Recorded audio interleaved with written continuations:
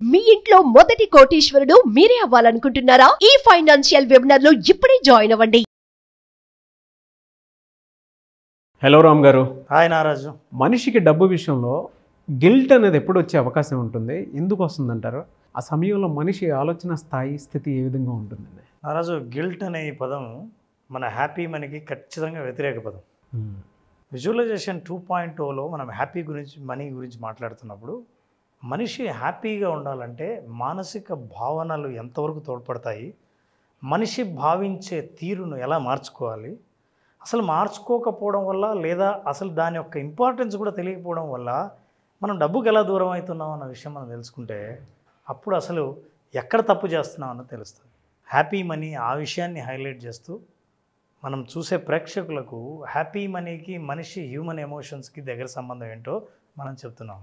నిజానికి ఒక fundamental truth ఉంది నారాజు. ఆ ఫండమెంటల్ ట్రూత్ ఏంటంటే we are born to be wealthy.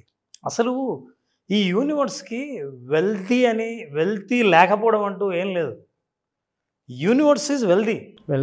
ఈ యూనివర్స్లో మనం పుట్టిన మనం ఇదే యూనివర్స్తో ప్రతిరోజు సంభాషిస్తూ అందులో జీవిస్తున్న మనకి ఇది ఉండడం లేకపోవడం అంటూ లేదు. ఎందుకంటే ఈ ఎంటైర్ మీరు బాగా పెద్దగా ఆలోచిస్తే మనం అందులో భాగమే. మనం సపరేట్ ఏం కాదు. ఎప్పుడైతే సపరేట్ని మనం చేసుకున్నామో మన ఆలోచనల వల్ల అప్పుడు మనం సపరేట్ అయిపోతాం. దేనికి అయిపోతాం? యూనివర్స్ ఏది ఇస్తుందో, నువ్వు ఏదైతే కోరుకుంటున్నావో, ఏదైతే ఉండాలని చుట్టూ అనుకుంటున్నావో దానికి నువ్వే దూరం అయిపోయావు. అంటే దీనికి ఖచ్చితంగా అర్థం ఏంటంటే this is what the sub conscious mind is shaping your life. నీ ఆలోచనలు, నీ భావనలే నీ జీవితాన్ని షేప్ చేస్తున్నాయి, మలుచుతున్నాయి. అంటే నీ జీవితం ఇప్పుడు ఇలా ఉండడానికి కారణం ఏంటంటే నీ ఆలోచనలు. నీ ఆలోచన ప్రతి మనిషి సంపన్నంగా ఉండే హక్కు పుట్టుకతోనే వచ్చింది అని ఎప్పుడైతే నువ్వు నమ్ముతావో నీ చుట్టూ సంపద తిరుగుతుంది. సంపదన లేదన్నది భావనే తప్ప వాస్తవం కాదు అని యూనివర్స్ చెప్తుంది.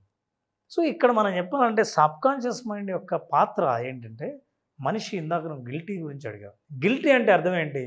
చాలామంది మనం గిల్టీ అంటాం. ఒరిజినల్గా గిల్టీ అంటే ఏంటి? తెలుగులో ఈ పదాలు చెబితే తప్ప జనాలకి నిజంగా ఓహో ఇదా అన్న విషయం తెలియదు చాలాసార్లు. నీకు తెలిసిన అర్థం ఏమన్నా ఉందా? వీడియో మొత్తం అయ్యాక చెప్తాను సార్. గిల్టీ అంటే అపరాధ భావన. నేను తప్పు చేశానన్న ఫీల్ వల్ల, ఫర్ ఎగ్జాంపుల్ కొన్ని ప్లేసులకి కానీ కొంతమంది వ్యక్తుల విషయంలో కానీ మనం తప్పు చేశామన్న ఫీలింగ్ ఉంటే వద్దులే బాగోదు, ఆయన దగ్గరికి నేను రాలేను, ఓసారి మా ఇద్దరికి గొడవ అయింది, నాకు గిల్టీ ఫీల్గా ఉంది, ఐ ఫీల్ గిల్టీ, అందుకే నేను అతన్ని కలవలేను, కలిసిన కళ్ళలో కళ్ళు పెట్టి చూడలేను, ఆ మనిషిని ఎమోషనల్గా అటాచ్ అవ్వలేను. ఇది గిల్టీ ఫీలింగ్ వల్ల, ఆ అపరాధ భావన వల్ల మనకు కలిగే ఫీలింగ్స్. ఇదే ఫీలు డబ్బుతో ఉంటుంది. డబ్బుతో ఎలా ఉంటుంది? ఫర్ ఎగ్జాంపుల్ మనిషి చాలామంది బాధపడేది నారాజు, నాకు ఇష్టమైన పని చేయాలనుకొని, నాకు ఇష్టమైన వ్యాపారం చేయాలని నేను తీసుకున్న నిర్ణయాల వల్ల వ్యాపారంలో నష్టపోయి డబ్బు లేక అప్పుల పాలై ఇప్పుడు అప్పులకు వడ్డీలు కడుతున్నానే, ఇప్పుడు నాకేంటి తెలుసా? డబ్బు మీద గిల్టీ ఫీలింగ్. ఏంటి గిల్టీ ఫీలింగ్? అపరాధ భావన. నేను తప్పు చేశాను, అనవసరంగా అప్పు చేశాను అని. ఇలా ఈ ఫీలింగ్ ఎప్పుడు కలుగుతుందో, నువ్వు అప్పు కడుతున్నప్పుడు ఏం ఫీల్ ఉంటుంది? పెయిన్ ఉంటుంది. కానీ అప్పు పుట్టినప్పుడు, తీసుకుంటున్నప్పుడు ఏ ఫీల్ ఉంది? చాలా హ్యాపీ ఫీల్ అయ్యావు. అనుకున్న అప్పు దొరికింది అనే సంతోషంలో ఉన్నావు. కానీ అప్పు కట్టేటప్పుడు తప్పు చేశాను, వడ్డీ కడుతున్నాను, ఇంకెన్నాళ్ళు కట్టాలో, అసలు ఈ వడ్డీ కట్టాల్సిన అవసరం ఉందా? అయిష్టంతో కూడిన మనసుతో నువ్వు ఆపరేట్ చేస్తే మనీ ట్రాన్సాక్షను అపరాధ భావంతో కూడింది. అది ఎప్పుడు మనిషిని బాండింగ్ కుదిర్చదు. నువ్వు ఆ ఎమోషనల్ బాండింగ్ డబ్బుతో దూరం అయిపోతావు. ఆ అపరాధ భావన మనిషి నుంచి బయటపడకపోతే నీకు ఇంకా ఆ డబ్బుతో అవినాభావ సంబంధం ఏర్పడదు. కానీ తీసుకుంటున్నప్పుడు ఒక రకంగా, ఇచ్చేటప్పుడు ఒక రకంగా ఉన్నప్పుడు నీకు డబ్బుకున్న సంబంధం అంత బ్యాడ్గా ఉంటే నీ దగ్గరికి ఎందుకు వస్తుంది? నీ దగ్గరికి ఎందుకు నిలబడుతుంది? అంటే నెంబర్ 1, నాకు లేదన్న భావన, సమృద్ధి భావన లేకుండా, అంటే ఈ యూనివర్స్లో అందరికీ వెల్తీగా ఉండే హక్కు ఉందన్న నమ్మకం లేకపోగా డబ్బు పట్ల ఈ అపరాధ భావనతో నుండి నువ్వు ట్రాన్సాక్ట్ చేస్తుంటే డబ్బు నీ దగ్గర నుంచి దూరంగా వెళ్ళిపోతుంది. నీకు తెలియకుండా నువ్వు అవకాశాలకు దూరంగా వెళ్ళిపోతావు. ఆ వ్యక్తిని కలవమంటే వద్దులే, అక్కర్లేదు, నువ్వు వెళ్ళగలవు, నేను రానులే అన్నట్టే, నేను రాను లేదా ఆ డబ్బు నా దగ్గరికి రాదు అని నువ్వు దూరంగా అయినట్టే. ఈ గిల్టీ ఫీలింగ్ ఉంటుంది. ఈ గిల్టీ ఫీలింగ్ నుంచి బయటకు ఎలా రావాలి? అప్పు ఉన్న ప్రతి చోట బాధేస్తుందా నాగరాజ్? Yes sir no? 100%. ఎక్కడున్నా సరే డెట్ అనేది ఏది ఉన్నా సరే, ఏదైనా సరే ఒక అప్పు ఉంటే ఆ అప్పు తలుచుకుంటే బాధేస్తుంది కదా. కానీ ఆ అప్పు తలుచుకుంటే ప్రేమ కలిగే సంఘటన చెప్పనా? చెప్పండి సార్. ప్రేమ పుట్టే సంఘటన కూడా ఉంటుంది. తల్లి రుణం ఎప్పుడు తీర్చుకోలేదు, కానీ ఆ రుణాన్ని తలుచుకున్నప్పుడంతా ప్రేమ పుడుతుంది తప్ప నీకు అపరాధ భావన పుట్టదు. ఎస్. తల్లి గొప్పతనం గుర్తొస్తుంది తప్ప అపరాధ భావన పుట్టదు. అందుకే Naraju, money is in the mind, not outside. నువ్వు ఏం ఫీల్ అవుతున్నావు?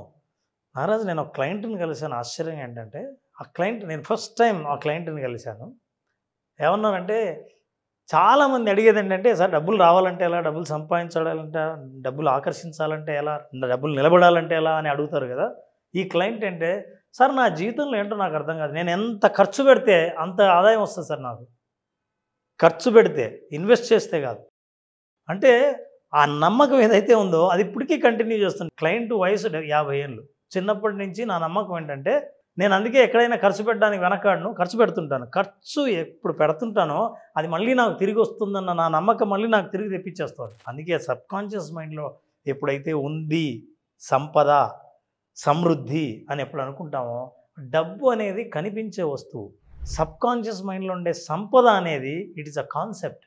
ఆ కాన్సెప్ట్, బిలీఫ్ సిస్టమ్ బలంగా మైండ్లో ఉండాలి. ఈ గిల్టీ మైండ్ ఏం చేస్తుందంటే, మనిషికి అపరాధ భావన మనుషుల్ని దూరం చేస్తుంది. నారాజు, యూనివర్స్కి నీ బ్యాంక్ అకౌంట్లో నంబర్లను చదవడం తెలియదు, నంబర్లు అర్థం కావు. అర్థమయ్యేది ఏంటంటే నీ ఫీలింగ్స్, ఎమోషన్. నీ ఎమోషన్ నువ్వు ఎట్లా ఫీల్ అవుతున్నావు అని అర్థం. ఈ బొమ్మ ఒక్కసారి చూడు Nagaraju. No guilt, no judgement ఎప్పుడైతే చేస్తావో మనీ నీ దగ్గరికి వస్తుంది. ఇప్పుడు నేను అనుకోవాల్సింది ఏంటంటే, మనీ విషయంలో ఎవరికైనా పే చేస్తుంటే ఐ షుడ్ నాట్ పే, ఎందుకంటే ప్రతి పేకి ఐఎమ్ గెటింగ్ సంథింగ్. అదే సమృద్ధి భావన. నా దగ్గర డబ్బు నుంచి వెళ్ళిపోతుంది అని అనుకుంటే, సి మీనింగ్ ఆఫ్ కరెన్సీ అంటే ఏంటంటే ప్రవాహము అని. ప్రవాహం అంటే ఏంటి? వచ్చి నిలబడేది కాదు. నిలబడే నీళ్ళు మురుగు నీళ్ళు అవుతాయి, నిలబడే డబ్బు కూడా అట్లే అవుతుంది. ప్రవహించాలా? ఎట్లా ప్రవహించాలా? నీ దగ్గర నుంచి ప్రవహిస్తూ ఇంకో చోట నుంచి ప్రవహించి నీ దగ్గరికి రావాలి. దీన్ని నమ్మాలి, అప్పుడు జడ్జిమెంట్స్ ఉండవు. అందుకే యూనివర్స్ ఎట్లాంటిదంటే చిన్న పిల్లోడు లాంటిది. It will read only feelings of the mother, only what you feel. నీ వెనకాల heart to heart, mind to mind, mind to mind. నీ వెనకాల బ్యాక్గ్రౌండ్ ఎంత ఉంది, అమ్మకు జాబ్ ఉందా లేదా, ఫ్యామిలీ మెంబర్స్ ఎంతమంది ఉన్నారు, ఈవిడికి ఇంకా ఎన్ని కష్టాలు ఉన్నాయో ఏమో, ఇవన్నీ నాకు అనవసరం. Now what you are feeling about me, I understand, I will connect with the heart. Climax other కూడా సార్ అసలు. That is exactly actually we need to have about money. ఇప్పటి నుంచి ఈ ప్రోగ్రామ్ చూస్తున్న వాళ్ళు డబ్బును చూస్తే మీ ఫీలింగ్ ఏంటో అబ్జర్వ్ చేయండి.